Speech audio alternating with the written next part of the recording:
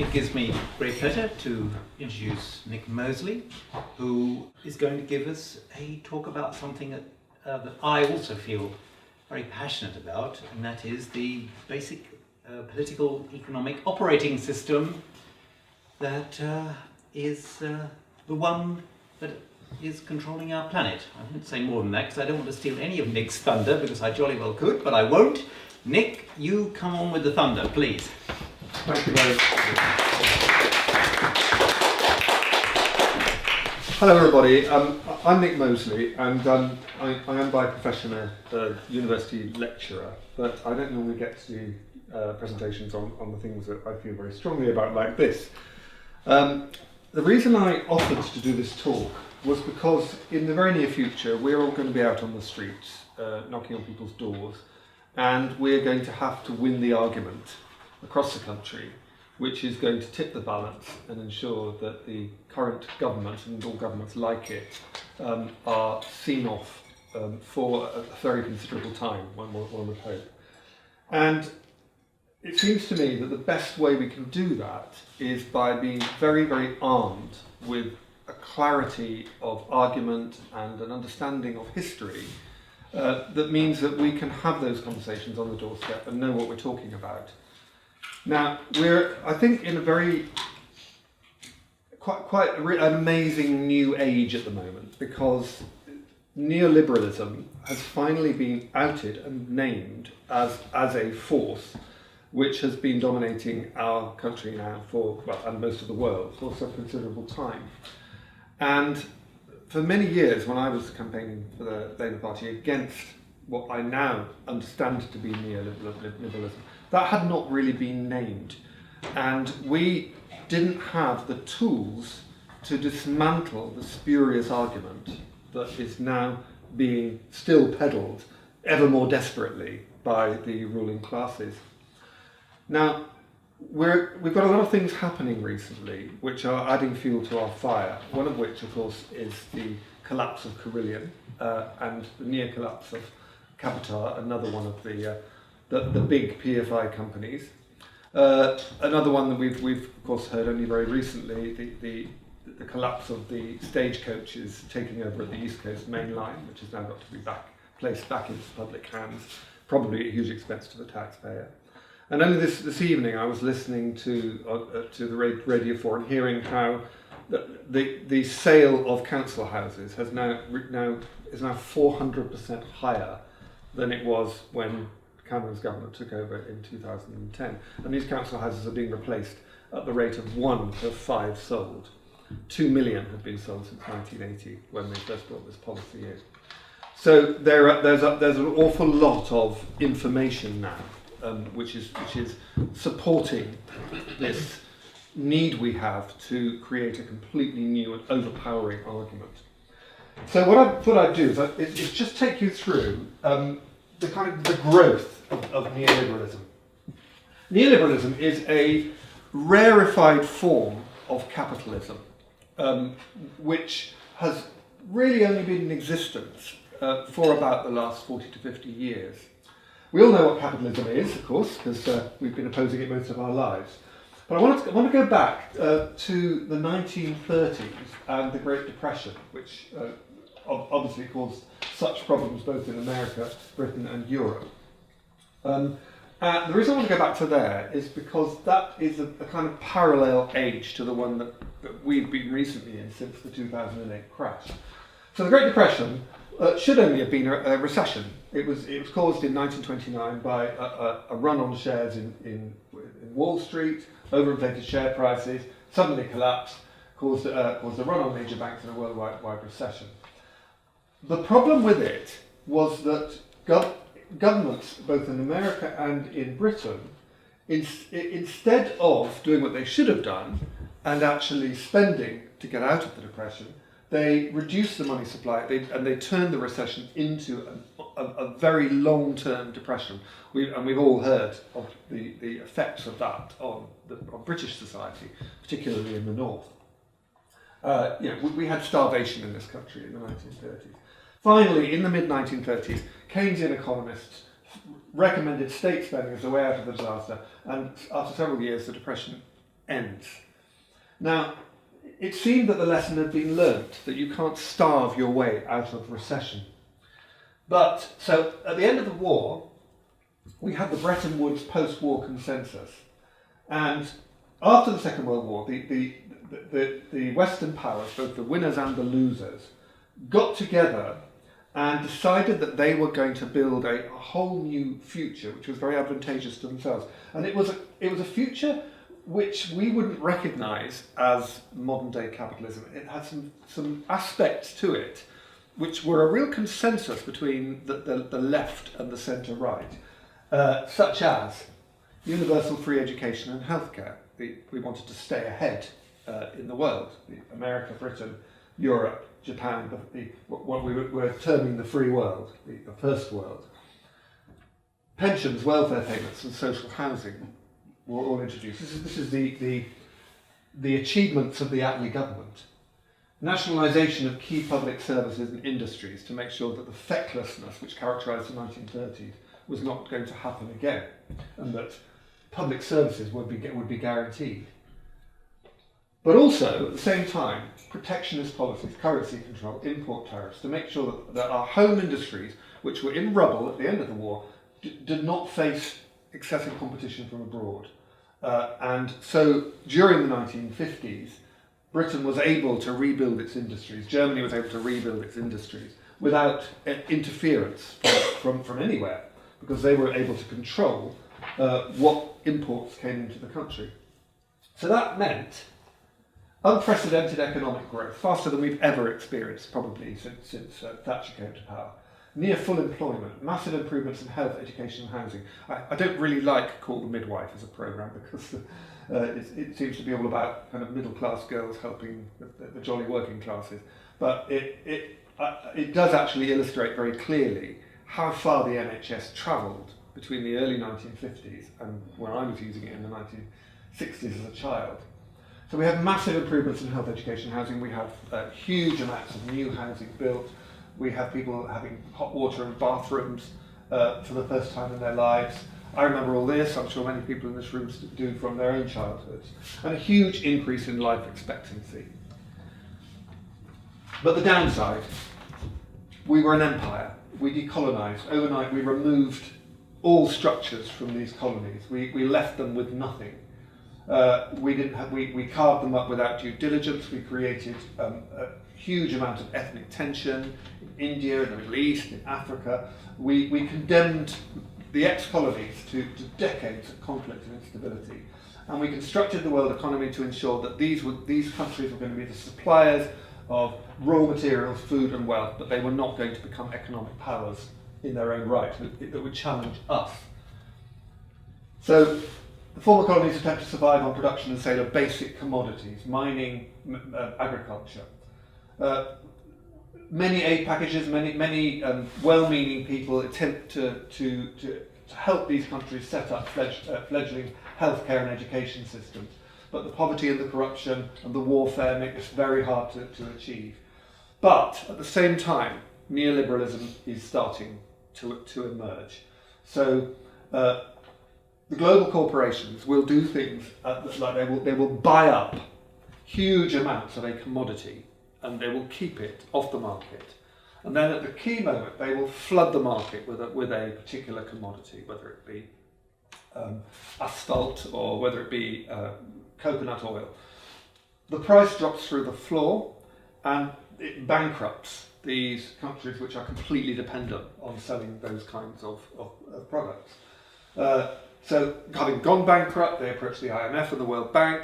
They're bailed out, but only in exchange for prizing open their economies, allowing global corporations to go in and run their health and education systems for profit, and allowing their economies to be owned and run by foreign corporations. This is why in Kenya, local people have no water, because further up the river, a flower growing company has taken all the water and blocked off their supplies.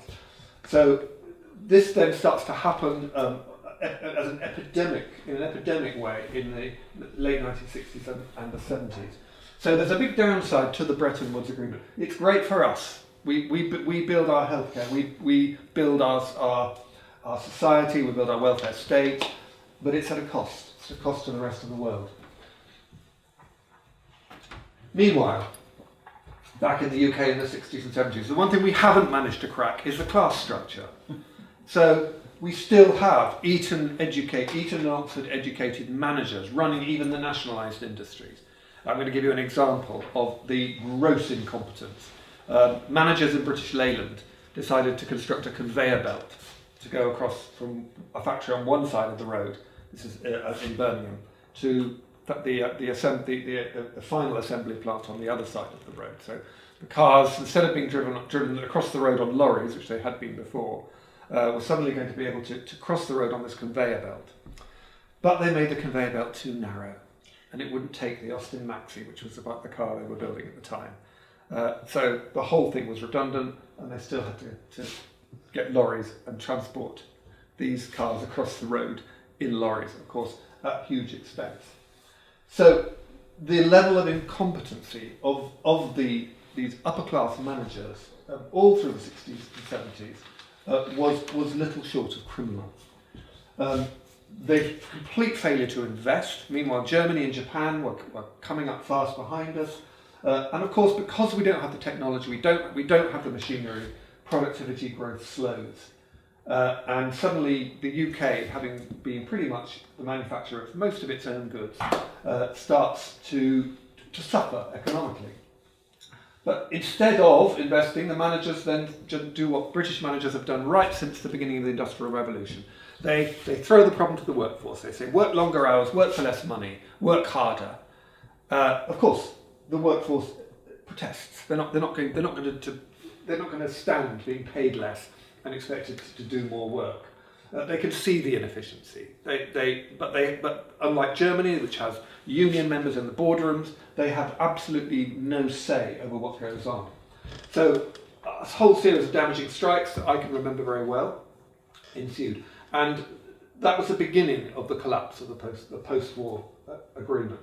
What caused it? Not the unions, it was the very, very poor management in Britain. And then the 1973 oil crisis. Suddenly the oil-producing nations get together and they say, we're not going to sell you our oil at rock-bottom prices anymore, we're going to get together, we're going to create a cartel, we're going to sell oil at the price that we think it should be sold at. So suddenly, the price of oil and gas goes up, production costs skyrocket, productivity still flatlines, inflation rises to its 20% level that it did in the 1970s. Now, of course, what happens is that the neoliberals have been waiting in the wings for at least a couple of decades, who want more than anything to dismantle the whole post-war welfare agreement.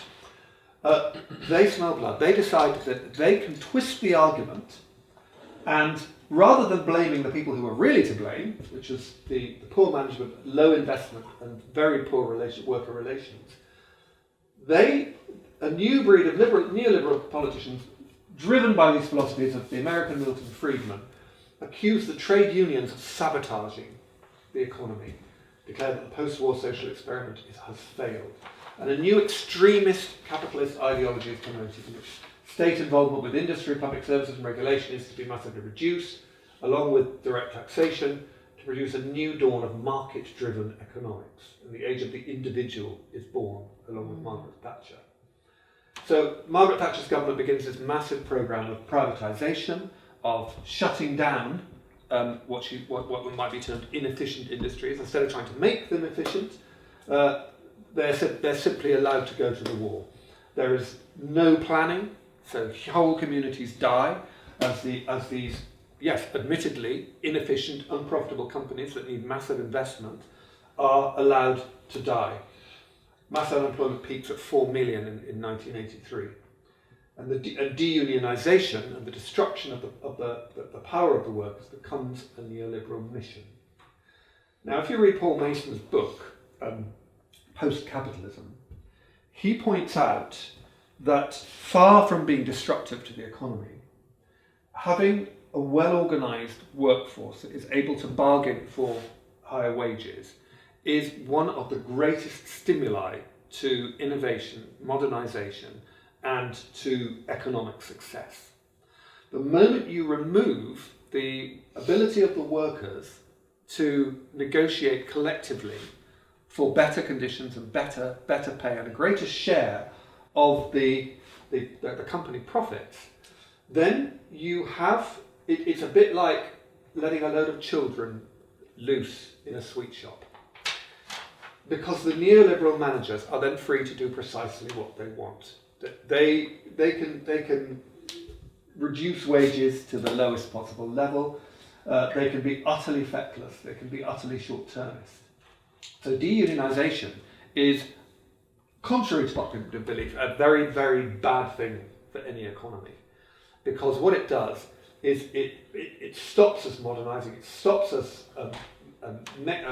mechanising, it stops us introducing technology at the rate that we should, and ultimately it slows economic growth. And you will notice, if you look at the figures, that the economic growth figures in this country since 1979, when Thatcher came to power, have been massively lower than the economic growth figures were from 1945 onwards.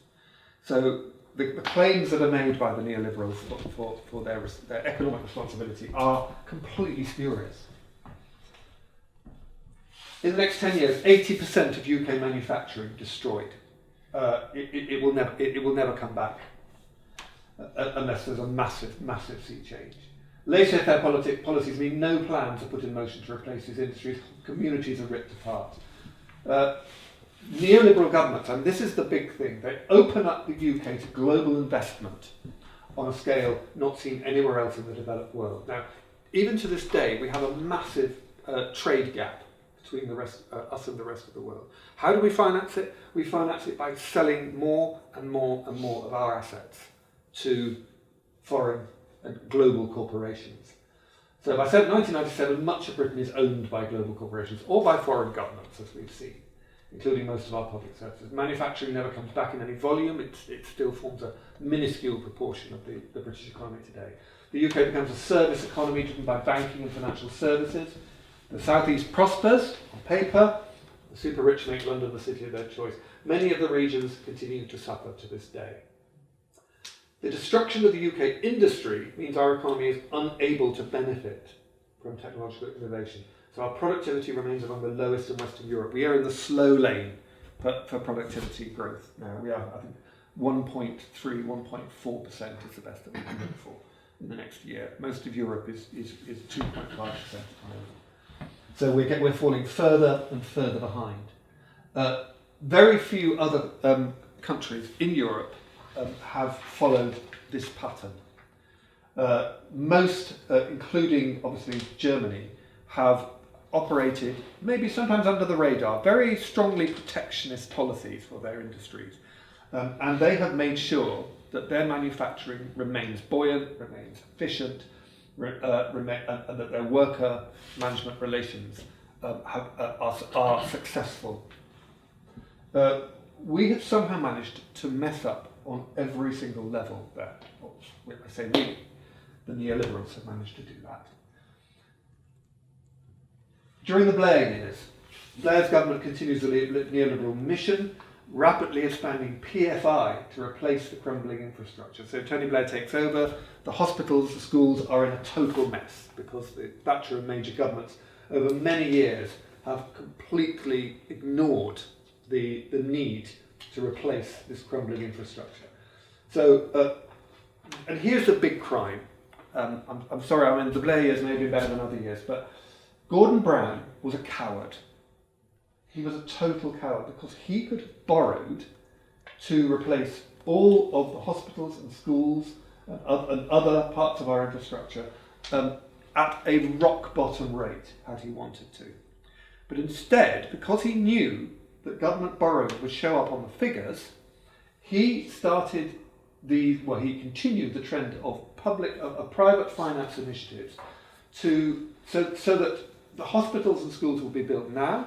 The figures the expenditure would not show on the current budget, but generations in the future would be paying and paying and paying for these terrible deals. Because obviously, when civil servants are trying to cut deals with very astute business people, who is going to lose? Well, clearly the state. So here begins the rape of the state by the neoliberal establishment.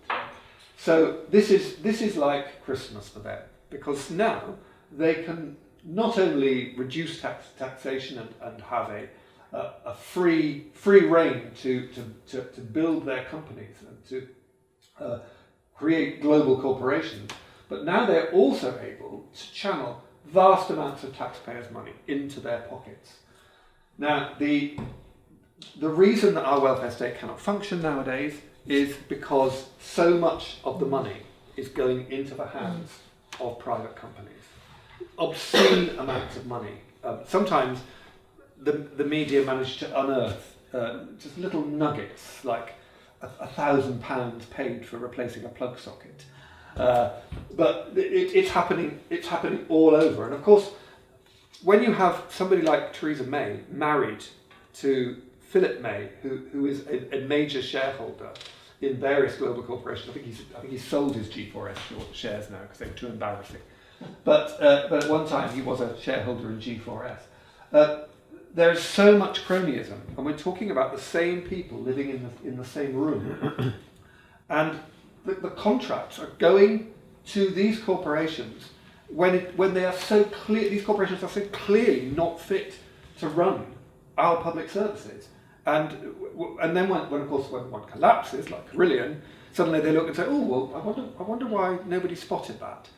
Well, nobody spotted it because they didn't want to spot it, because it wasn't in the interests of anyone in government or in the top echelons of these companies to do anything of the kind. I don't know if you're aware of this, but when they do, globalization has reduced the number of accountancy firms that are actually capable of doing an audit on a major global corporation to 4, of which the one we hear most often about is PricewaterhouseCoopers. Now, PricewaterhouseCoopers is, when they do an audit on a major global corporation like Carillion, who pays them? Carillion does. So it's in nobody's interest for them to spot any problems. So, of course, PricewaterhouseCoopers go in. It's a hugely lucrative contract for them. The last thing they want to do is have Carillion go, well, we don't like what you're saying, we're going to go to one of the other 3. So, of course, they brush all the warning signs under the carpet. And then, of course, we get this complete collapse of somebody who's supposed to be delivering vast amounts of our public services. So, corruption, cronyism and monopolies result in the taxpayer being endlessly swindled. Wages and working conditions dwindle for many as public services become subject to market forces. So, the bin man who was probably properly paid when we were kids and had holiday pay and a pension is now employed by one of the many private companies, and is probably on minimum wage, or probably very little more. So gradually, little by little, all the job security, all the working rights that we came to expect in the 1970s are whittled away in the interests of market forces. So the NHS and education authorities are also tied into crippling maintenance contracts that rob them of much needed funding. So sometimes the company that will build the hospital will build it for a bargain, the bargain price. But the string attached is that then for the next 20 years, or even 30 years, the people using the hospital are tied into a maintenance contract with them. Now, there's something rather ironic about that, isn't there? Because we're supposed to have a free market. And yet, it seems to me that the whole point of liberal capitalism is to concentrate the power and the wealth in fewer and fewer hands and fewer companies.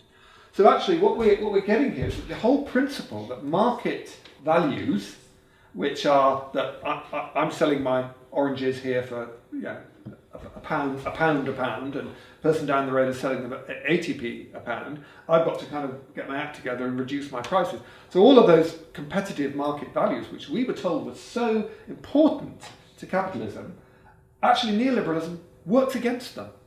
So all that kind of advantage that we are supposed to get from from capitalism, from competition, actually isn't happening at all, because with fewer and fewer companies, most of whom are secretly colluding with one another, prices are kept at exactly the level that they want them to be.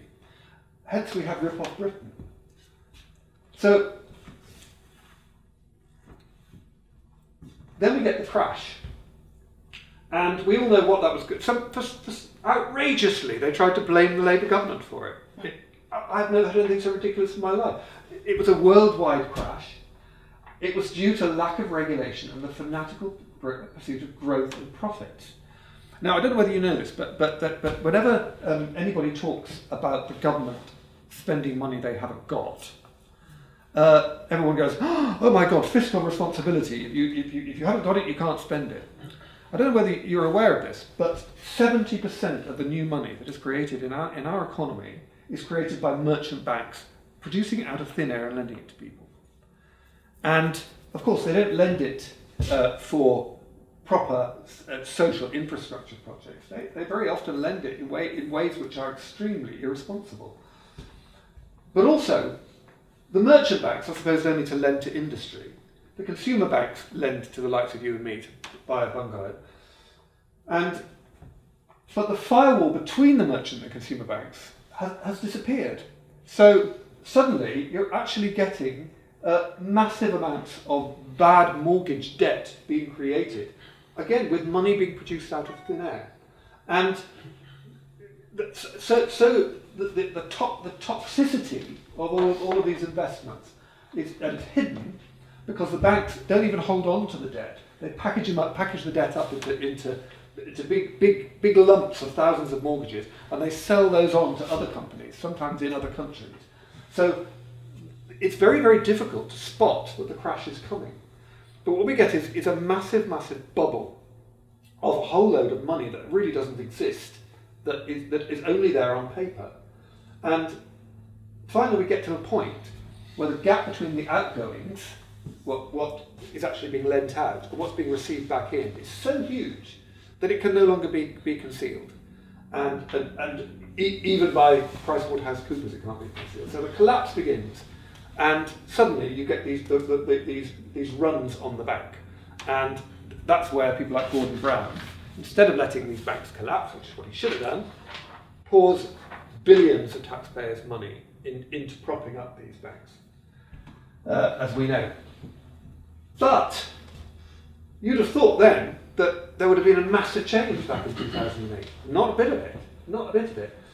Very few CEOs are sacked or charged with fraud or financial negligence. The proximity of most of these people to government means the can of worms is too big to tackle. The crash is blamed on Labour overspending. Absolute nonsense, because at the time that the crash happened, the Labour fiscal budget was actually extremely cautious and was completely matched by the shadow budget that the Conservatives had at that time. So this is total nonsense and outrageous lies. So the banks are then propped up, some of them by being taken into temporary public ownership. Very few attempts are made to regulate them, so we now have the bubble beginning to grow again. I don't know whether you know this, but it is very clear that the little bit of growth that we've had in this country is almost entirely due to consumer debt. And it's only going to take a few nudges up of the interest rate before that consumer debt starts to collapse. We're very close to another crash. Nobody quite realises how close we are to another crash. So, but we're in huge deficit, and the neoliberals seize their chance now to finish the job that they started back in 1980. They didn't kind of dare to do it all at once, but suddenly we have austerity, and austerity is a fantastic excuse to do away with the rest of the welfare state, all of these things that they never liked and always wanted to get rid of in the first place. So wages are frozen, they fall in real terms by 14% in 7 years. And then Brexit. What's Brexit all about? Well, there may be some people on the left who believe that the EU is a problem for some of the plans that Jeremy Corbyn is intending to bring in. And actually they are right, that EU regulations are neoliberal in character. It will be very hard for Corbyn's government to embark on the kind of nationalisation programme that is in the manifesto under current EU legislation, and certainly to go further and beyond that, which I think we all believe they should. But what was Brexit about for the right wing? What was Brexit about for the neoliberals? Well, it was about avoidance. It was about the new regulations which the EU is planning to bring in over the next 5 years to shut down the offshore tax havens and to force the big global corporations like Google and Amazon to pay their way and to pay a fair amount of tax in the country where they do business. There's a whole lot of legislation which is on its way. And of course, the neoliberals, who are stronger in the UK than pretty much anywhere else in Europe, they didn't want that. So the pushing for the Brexit vote was about turning Britain into the kind of offshore tax haven that they wanted. Under their system, if we ever let them do it, Britain is going to become another America, only with probably fewer rights. It's going to become Trump's vision of America. We will not be able to expect universal healthcare free at the point of delivery. We will not be able to expect free education for all. We will not be able to expect social housing. We are going further and further down the road towards an economy where you have enormous numbers of people living in poverty and very few people becoming richer and richer and richer. It's already on its way, but out of Europe, they could go the whole hog with it. So growth is stagnant, as I said earlier. The deficit remains huge because it's only economic growth that can get us out of the deficit. You can't get out of the deficit by cutting everything, because particularly if you cut the poor, because if you give £1 million to the rich, they stash it away in an offshore tax haven, or they buy a yacht in Monaco. If you give £1 million to a number of people who are in this country, who are the poor, they will spend it. They will stimulate the economy by spending it. So the whole idea that you can cut and cut and cut the spending power of the lowest income people in this country is total economic nonsense. And it's not only the leftist economies who are saying that. So we are in a situation where we cannot grow. We cannot grow because of the stagnation caused by austerity. So at the same point, with our National Health Service struggling, not least because of the PFI contracts that they're having to constantly pay out for, not least because by cutting nurses training, the number of nurses actually available is falling and falling and falling, and the NHS is having to make use of very expensive agency nurses. Well, it might be sensible to create a state-owned agency that provided those temporary nurses, but no, we pour money into the hands of the private agencies. But this also plays into the hands of the neoliberals, because they're now saying, we don't think it's possible for a country to have universal free healthcare anymore. It's too expensive. It's not practical anymore. And, completely free state education, don't think so. So they're using the struggles of our welfare state, backed up, of course, by idiots like Trump, who completely misunderstood the NHS march the other day. And they're starting to sow doubts even in the minds of the people that they have the right to those things. So the whole neoliberal project is not just about doing all these horrific things to people, but it's about making people believe in themselves that they are not worthy to have these things, that it's not possible, that it's too much to ask. But actually the facts do not say that. The facts speak for themselves. We know, if we've looked at economies like Sweden and Denmark, that have got probably the most equal societies, we know that those economies are much, much more successful on every measure right up to life expectancy and infant mortality. On every level, those economies are more successful than ours. It works better. So we also get these horrific benefit cuts for people like the disabled. Loads of divisive measures throwing millions into poverty. Food banks spring up in every town to stave off hunger, and yet this is now normalised. We walk past a food bank, we're not even surprised. We don't scream with rage anymore. We just shrug our shoulders and say, well, it's sad, isn't it? And yet that is one of the most disgraceful things for a country which has still got the fifth largest economy in the world. And so the alternative finally raises its head. Thank God. The resurgent left under the newly elected Jeremy Corbyn argues for a Keynesian model of recovery and state planning to ensure the effective targeting of resources which will reverse the ravages of austerity and grow the economy. A genuinely socialist Labour government would curb the excesses of big business and use the revenue to restore and improve public services. In fact, returning the country to a form of democratic socialism, which is not that left wing. In the 1970s, we would have seen that as very centre. But now it's somehow Stalinist. I'm not quite sure how that happened. Many economists support the plans, realising austerity has caused economic stagnation. Even the IMF are now saying that austerity is not the answer. It's damaged social cohesion and it's damaged our infrastructure. It continues to do so. The neoliberals panic. They realise that Corbyn's policies are likely to have huge appeal, because as well as being economically sensible, the neoliberal establishment, they wheel out their big guns to stifle the rise of the left. The right-wing media keep up a constant barrage of lies and propaganda to discredit Corbyn and frighten voters. We've seen it. Tory and New Labour sympathisers are installed in top positions at the BBC to ensure compliance. Very funny this morning. The Brexit negotiation disaster is happening at the moment, which is all to do with infighting in the Tory party. The BBC this morning on the Today programme invited in two people to talk about that. They were both Tories. Not one economist, not one opposition politician. The Tories, they were, one was a Remain, one was a Brexiteer. They just looked at each other, closed ranks, and said, "Oh no, it's all fine. We all agree, really." And the interviewer said, "Really?" And they said, "Oh yeah." And the interviewer said, "Oh well, that's okay then." And that was about the size of it. So that's the level at which the BBC is now working. I remember a time when the BBC would challenge people, where it would not let anyone get away with anything.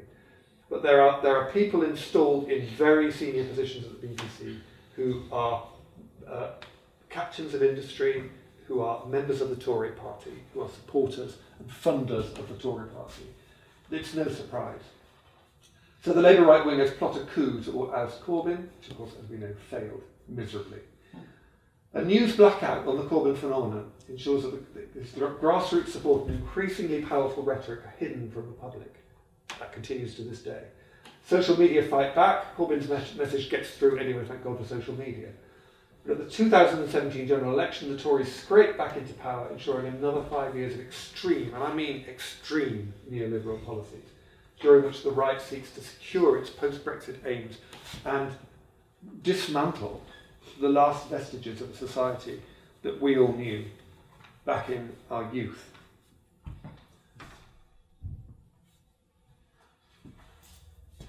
When neoliberalism first took over around 1980, it was hailed as the natural next big shift after the post-war consensus, a new era within the developmental cycle. But Paul Mason argues it was nothing of a kind. He says it was actually an interruption or a diversion from the natural next step. It was a bit like hijacking of our social development, which should have been towards creating a freer, more equal society and designing an economy which was genuinely going to work for all in order to achieve universal healthcare and education, not just in the rich and fortunate countries, but worldwide on a global scale. Accelerate the abandonment of fossil fuels. We should have got rid of them years and years ago, and curate radical environmental measures. And these are all the things which I don't even need to read them out to you because these are all the things which we should have done 20 years ago. And we've completely failed to do it. And in fact, we now have kleptocracies like Russia that have grown up. And if you've been watching the Misha Glenny inspired program at Mafia, if anyone's been watching it, it shows how big business and gangster culture are now like this. And there's virtually nothing to choose between them. So this is where we should have been heading. This is where we missed the boat. So we now have to get back on track. We have to throw out the discredited neoliberal elites, and we have to build a completely different kind of future. And that's my talk. Easy. Thank you very much.